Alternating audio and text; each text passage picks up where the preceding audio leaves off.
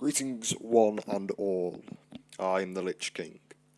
I'm here to talk about, of course, for the very, very long time that I've been making this, being the story of Treasure Island and the character of Jake, being someone who usually adds no story implication or any part of a horror game story in these styles. Unlike games such as Dormidibus, Five Nights at Candy's, and of course, Five Nights at Treasure Island. Jake has been shrouded in a lot of mystery, and it's been changed over the various games that have been made. However, this is what I believe is the completed story of both Treasure Island and the character of Jake Smith. So, without further ado, let us get on with it. Jake Smith was born to his parents, Mr. and Mrs. Smith, and unfortunately for him, they were killed at a very young age. And what he believed or what he saw was this Mickey suit. Again, his child brain, his imagination spread wonders and confused his life, leading with this ever-growing trauma. Soon when Treasure Island was built, he joined the crew for some reason. Despite the trauma being very heavily rooted, he still remained a part of the Treasure Island crew up until the fateful day. His co-worker had decided it was a good idea to prank him. By doing this, he wore the Mickey costume, knowing all too well Jake was scared of it. During the day, he would wander through the cameras, slowly getting closer and closer to Jake's office before scaring him.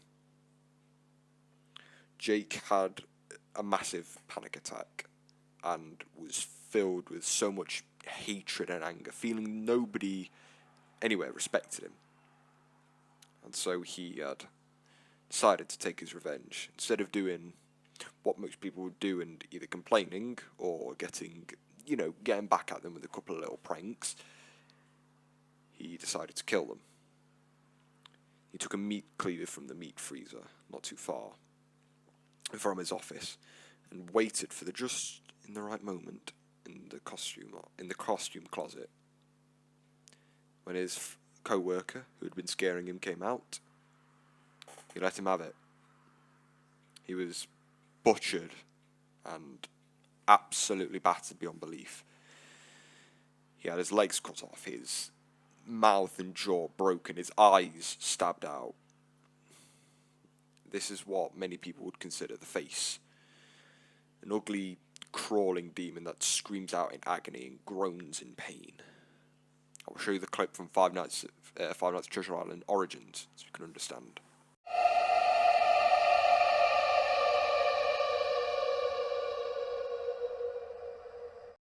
Jake had realised what he had done and was horrified by it. However, without much time to react or do anything to the body, one of his other co-workers had spotted him. He was in the goofy suit, a long amputee, and the meat cleaver still in hand. And out of pure panic and not wanting to get caught, he cut his head off, turning him into a Cephalus, being the translated to the headless or without a head. He was a mindless demon possessed by pure anger. Again, I will show the death from Five Nights at Treasure Island Origins in order to show the brutality. Again, it was a very swift and quick death. Poor him.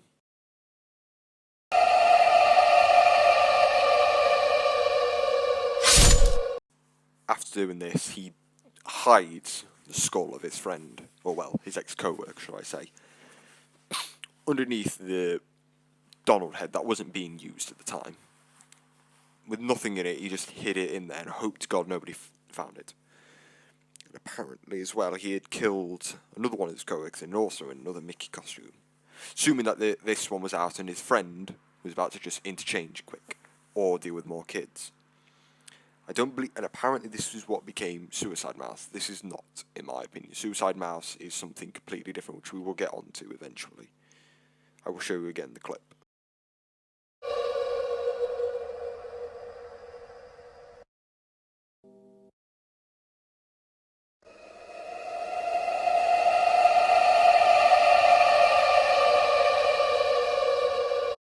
Jake, now with full adrenaline in his veins, looked for more of his co-workers. And unfortunately, the one in the Oswald suit, Oswald the Lucky Rabbit, was the next target. He was butchered. Not as bad as the face, but quite badly. His arms were cut off and he was just sent behind a storage crate, left there to bleed out and die, and forever just solidified there. Again, showing you the clip. Oh god.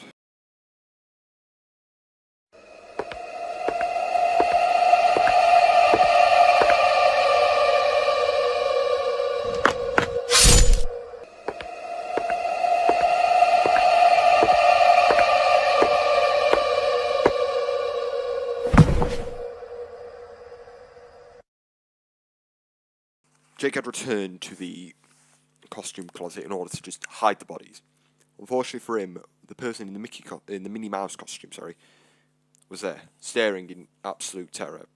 Jake, still with his meat cleaver in hand, threw it, knocking her out, and, well, killing her. Butchering her beyond belief. I'll show you the clip.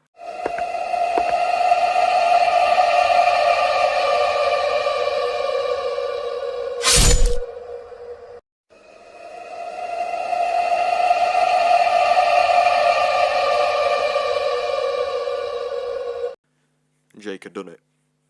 He had killed every co-worker that stood, or that had mistreated him. He played dumb for a while when the police came and inspected the bodies. However, two characters remain still that we haven't discussed.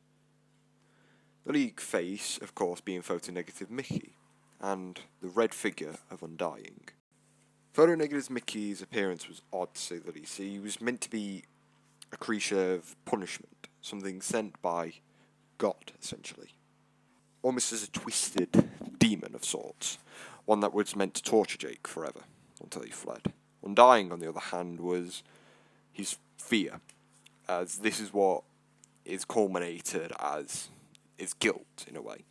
An undying fear and guilt for his parents that he felt, and also for the murder of his co-workers. Jake would leave. Much like all Disney company, they left Treasure Island, abandoning it forever, or what they thought was forever. Jake later had joined an organisation known as the IAA. The IAA was an organisation that develops its studies into the supernatural. Jake returned to his old office, seeing the shadows of his past hunt him like demons, bringing back these fears and memories that he had, taunting him forever. Surviving 5 nights did a toll on his brain until he came face to face with God, a white, essence being of purity. It spoke in a demonic way. Jake had feared this being, somebody who looked straight through his soul, something that did not be afraid of him. He repented for his sins and forever was incriminated. Everything was caught on an audio clip from the phone call, and Jake was trialed and was sentenced to death. His death, however, would be not go unpunished.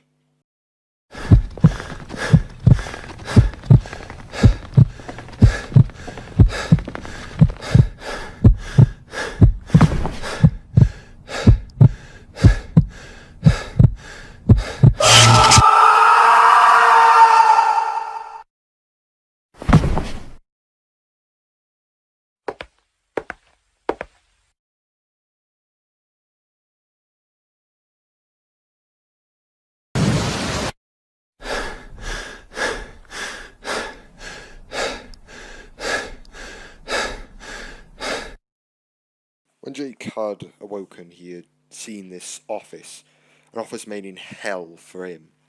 Treasure Island decor stuck everywhere, but with a demonic twist to everything. This was his punishment. He was to survive more nights here, repenting his sins and reliving those traumas and memories that he had created. Even if he survived, he would still be repeating this over and over again. His death meant nothing. Treasure Island was his hell, his personal little hell where everything came back to attack him. It did not matter how strong he was, how resilient he was. Everything kept him here, no matter what. And that is Jake's story, the story of Treasure Island. Treasure Island is a game and a series that shows the effects of greed, selfishness, and understanding, making those suffer who did not understand. There's an interesting concept, but if you like this video, hit that like and subscribe bell, or else I'll kill you.